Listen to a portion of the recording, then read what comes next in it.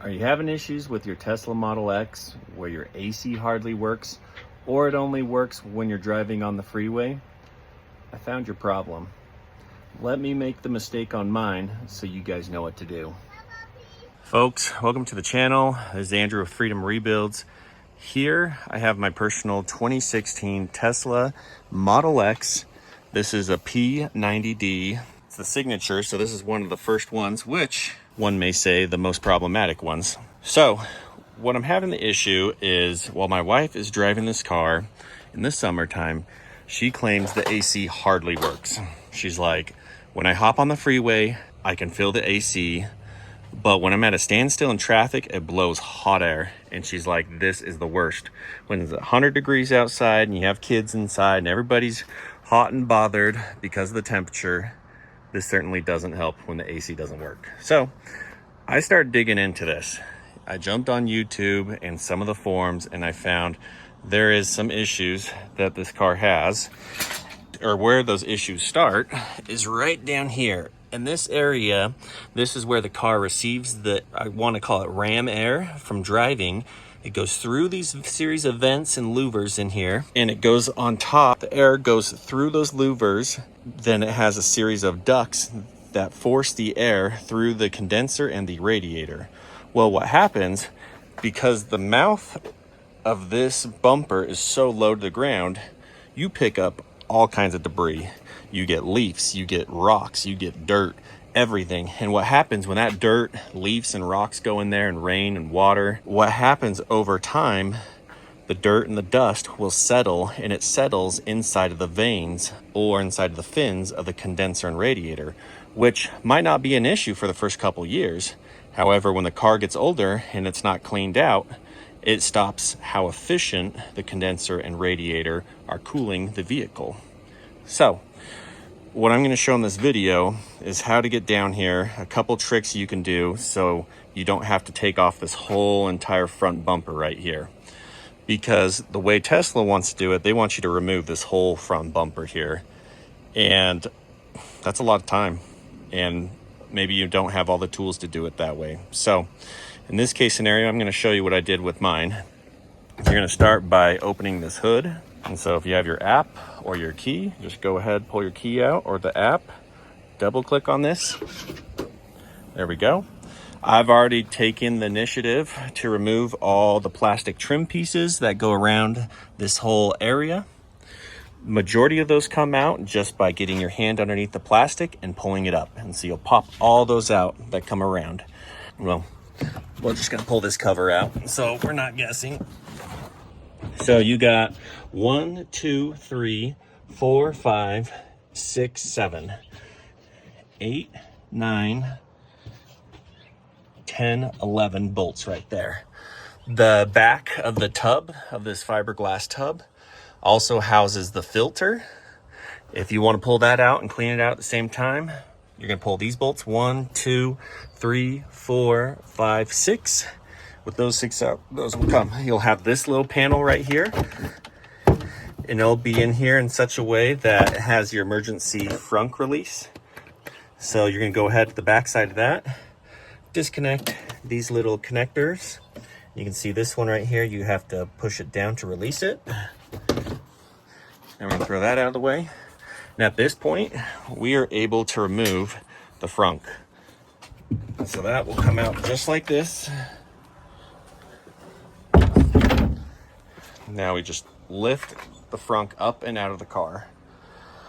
Now, because I've already removed the bolts to this big filter case here, if you try to remove the frunk, this will come out with it, or you can unbolt it and then you can pull this out separately. It has this one spot right here that hooks on to the back side. You just pull it forward like that and you lift it straight up and out.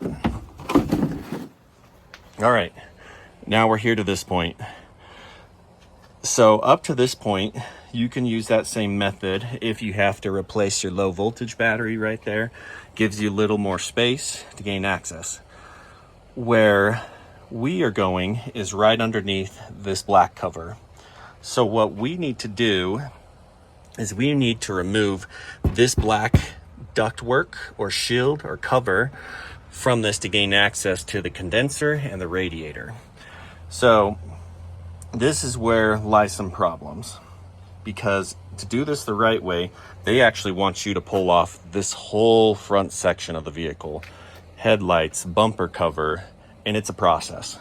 You can spend probably half a day or a day doing that, you know, where we're going to only spend maybe 10, 20, 30 minutes most. But this is the unconventional way right here. So this little cover, you can see we have these little tabs, and you either get your finger underneath, or you get a little pry tool or a flathead screwdriver. So in this case, I'm going to use this little pry tool here. I'm going to come over here, and I'm going to pry these guys forward. Let's see if I can get this in a way that you can see it. There it goes. So we got the first one. There we go. That one's out. There we go. We got the third one out. There we go. Got that one up. There we go. We got that guy. And then we're here to the last one. There we go. You can see. There we go. And then this whole thing loosens up just like this. Okay, so this is the difference right here. You saw this whole thing pop up like that. That will not happen on your car. And I'm going to tell you why, folks. Because this car, this whole cover, it's actually bolted in back here. You can't really see, and that's what makes it so difficult. It's bolts in back there, and they have a series of bolts that you have to pull out to completely pull this cover. What I actually did, I have this multi-tool, and I've seen other people, well, a couple different methods. I've seen people grab a hold of this and just use brute force to pull it out of the bolts. I don't advise that.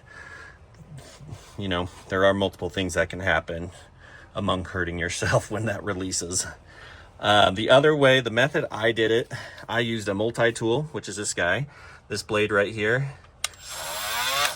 It'll actually vibrate back and forth. You want to make sure you have a blade with good teeth. You can see how this blade has been used and abused. So having the correct tool will make the difference. What I did, I came down here, I turned on the multi-tool, and I cut a straight line down. Now, yes, this can be very problematic as well, because if you go too far down, you're going to cut through the radiator right here, and that will create a world of hurt for you. So what I recommend, cut about halfway down, and then I took the multi-tool here and I turned it on, and I used this piece of plastic right here as a guide. So I cut the edges down, then I put it down like this up against the plastic, and I followed it all the way across, and I used this piece right here as a guide to hold the multi-tool against. And so I literally cut all the way across. You want the blade to go in as little as possible, just enough to cut it, because we don't want to take the blade too far down in, because then you're going to go into your radiator. And then likewise over here, I used the edge for a guide. I cut here, and then I took the tool straight here, and I went down about 2 inches. At that point, it's not going to have as much strength, and you can wiggle it a little bit more. So I brought it out. I was able to lift the cover up just a little bit like this, and then with my other hand I was able to take the multi-tool and finish the cut down, because at that point there leaves you a couple inches below the radiator and this plastic cover. Guys, if you're stuck with me this far, this is what I've found to be the easiest. You can take a lot of time doing it the right way, and I'm not saying my way is the right way or the easiest way, but it's worked for me so far. This piece, as you guys will see, it will still clip in at the top. You know, if you're worried about losing airflow through here, you can grab a piece of tape, run some duct tape or whatever tape you want, seal up that crack afterwards. And so typically we should be periodically cleaning out the radiator and the condenser, because this is what cools the car, it's what cools the cabin, the high voltage battery, and the whole powertrain, the 2 drive motors. So once you have that cut done, you come down here, this will just lift right up and out. And let me warn you guys, like I said, if you go too far deep, you will cut the radiator. So you need to take extra precaution when you're down here next to the radiator. Same thing over here on this side. But when it's in this up position, I'm turning the camera around, you have several inches. Like, you're not gonna go, like, if you have your multi-tool here facing downwards, if it was all the way in, you're still not gonna touch it. You still have 2 or 3 inches clearance before you would touch it, other than on the edges. Beware, if you use this method, this is the risk you run, but it will make your life so much easier in the future that you don't have to battle with taking this whole front bumper cover off. And you know what? If you like spending extra time learning more about your car and pulling off the bumper cover, by all means. But this is what I've found to be a little more effective. Okay, so here we have exposed our radiator and condenser. How can you tell the difference between the two? Because they both look identical and they both serve a pretty similar purpose. So your radiator is going to be this one right here that has these rubber hoses. These rubber hoses feed down into a manifold and get redirected to the reservoir, to a heater pump, to the cooling. Well, this is what this radiator does. It cools the fluid before it goes back into the car. So that's how you can tell the difference. The radiator will have the rubber hoses on either end. The condenser uses these hard lines right here that bolt together, that are rigid metal lines. And so the radiator really doesn't look that bad. Like, I have a little bit of a damage down here, but nothing that compromised it. And you can get little tools and straighten out these fins, which will be in your benefit. You know, if you have much more than that, I'd probably recommend just getting a new one. But what you want to do at this point, you want to go ahead and you want to separate the radiator from the condenser. And the way you do that, folks, is right here. You have these black clips. There's this one and there's one on this side. I'll take a flathead screwdriver, or in this case, I'm going to use my little pry tool. I'm going to put it underneath just like that. And I'm going to pull up. So just like that, I pulled the clip up. You can see underneath there, the clip is right there. Much easier with 2 hands. I'm gonna follow the same procedure. I'm just gonna take my little pry tool here. You can do it with this flathead screwdriver if that's all you have. Well, looks like this pry tool is not like the perfect tool for this thing. What I'll do, I'll link it down below. But I'm gonna pull.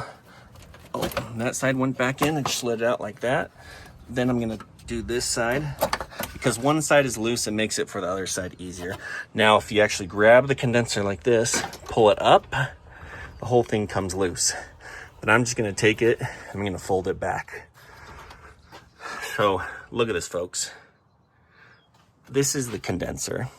And this is the reason why AC doesn't work very well. Because over time, literally you can see here, these little fins get covered, get filled with dirt, grime, dust, debris, rocks from your freeway, highway, country driving, whatever it is, and it's inevitable. These need to be cleaned out. My AC would work when I was driving at high speeds on the freeway, which makes complete sense because you get ram air in here that goes through the radiator, then it goes through the condenser. Even though I, like, literally looking at this, I wouldn't be surprised if half of these fins are clogged.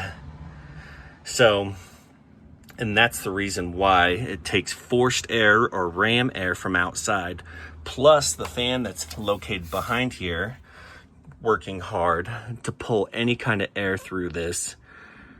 So what I'm gonna do, I'm gonna grab my vacuum. I'm gonna vacuum up as much as I can up here. I'm gonna come down here and try to pick up all these little rocks as I can.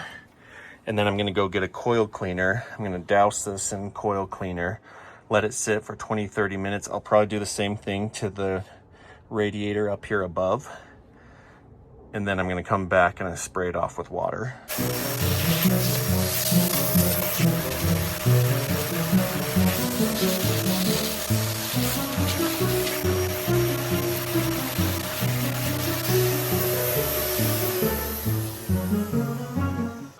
All right, folks, so we just took the vacuum and we tried vacuuming up as much as we can. As you can still see, we still have tons of debris and little rocks and dirt in these veins. This upper one actually cleaned up really well. Like, it has minimal, which is a good thing. Out of the two of these, the one up above is probably the more important one, because if the car overheats, there goes your engine or there goes your battery health. So lower one's your condenser, and that strictly runs the AC, which that is very important as well. If you're in a hot state or city, this will make all the difference. So at this point, we're gonna go ahead, we're gonna go grab the coil cleaner, and we're gonna spray that all over this. We're gonna let it sit. All right, folks, this is the coil cleaner that I'm gonna be using today, because it says condenser evaporators, non-rinsing, no odor, safe for food and process area, expanding foam. Then here on the back, directions, turn off or disconnect. So we don't need to worry about that. So seems pretty straightforward. We're gonna go ahead and we're gonna shake this up, and then we're gonna go ahead and we're gonna spray it on these coils. But to begin with, we're gonna go actually forward, and we're gonna remove over here. We're gonna disconnect our battery, and then we're gonna disconnect the fireman's loop. That will cut all power from the vehicle. So I got my 10 millimeter right here. I'm gonna go ahead, slap it on here. Oh, loosen that up. Then we're gonna pull this off, just like that. So, that's exactly, folks, what you don't wanna do. Hopefully I didn't blow any fuses. Then we're gonna come over here. This is your fireman's loop. So this device is here if the car was in an accident and the firefighters came on scene and they thought, you know, there's potential for fire. You come over here, grab this, disconnect it. So it just comes loose just like that by pressing this little button down. And then you want to set that to the side.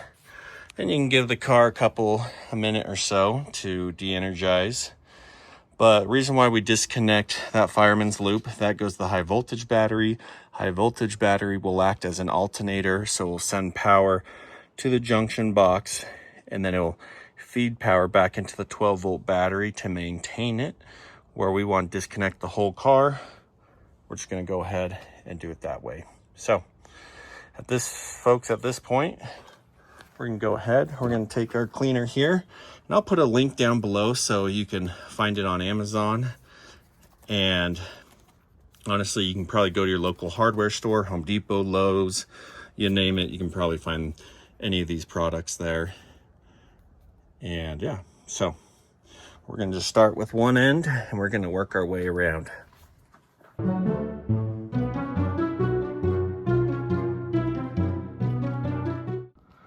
All right, folks, now we're going to go ahead and we're going to rinse it off. It's been sitting for about 15 minutes, so we'll just go ahead and give it a quick rinsing. All right, so I just got done rinsing this puppy off. You know, is there still dirt in there? Yes, there's still dirt and there's still little rocks, as you can see. Tried vacuuming it. First I vacuumed it off a couple times, and then I sprayed the cleaner on there. And, you know, it looks a lot better than what it used to be. Especially now with the little cut I did in the cover down here, it's going to be much easier to get down here. And that will probably be some of my routine maintenance on this car. All right. At this point, I think I'm going to go ahead. I'm going to get the radiator back down, clipped into the clamps here on the side, making sure the little feet go down in their position. We're going to put the cover back on. We're going to get everything readjusted and put back in place. And we're going to try this AC and see how it feels. All right, so we're going to move forward. We're going to reconnect the high voltage battery. We're going to hook the 12 volt battery back up. All right. Oh, nice. Lost the dumb cap to the never ending story. My favorite.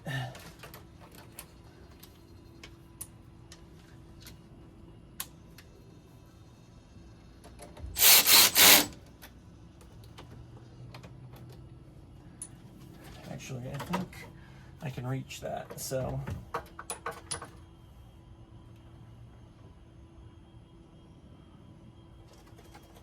me go ahead, flip this back over,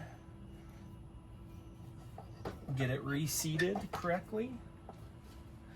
Make sure these clamps are lining up, so you can see right here. We got the one clamp back on. I'm gonna come over to this side.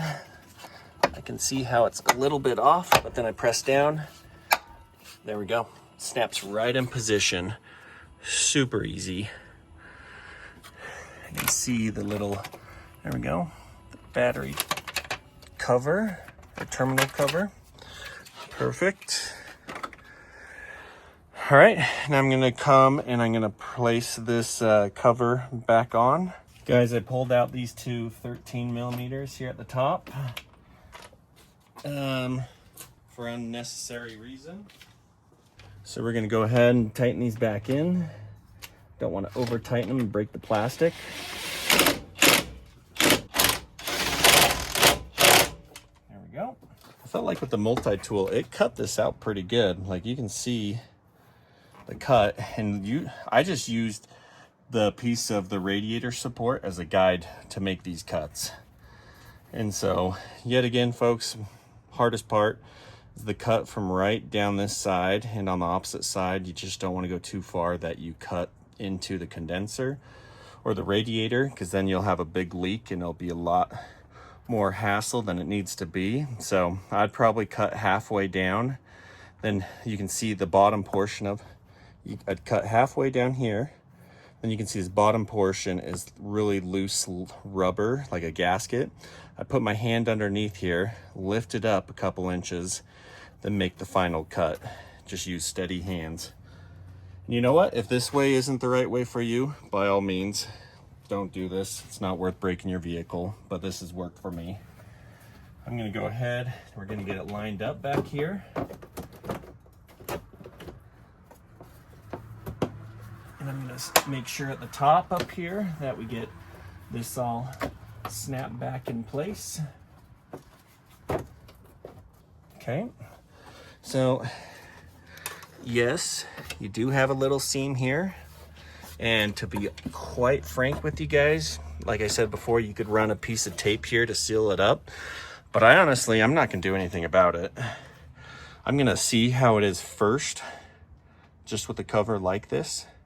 Then, you know, for whatever reason, if the AC doesn't blow cold or if the car is overheating, then I'll come back and I'll tape that up, seal it up. So, you know, do what you guys feel is right or what you're comfortable with.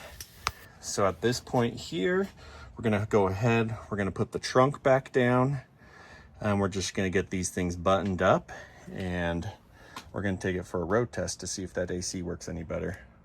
So I don't have it buttoned up here, but I did open up the door, and I can already hear the fan turning on to cool down the cab. So let's go over here and let's see if we're starting to pull cold air already. We got it on 1. So let's bump this up and fill it. It already feels much cooler. Guys, this is exactly what you need to do.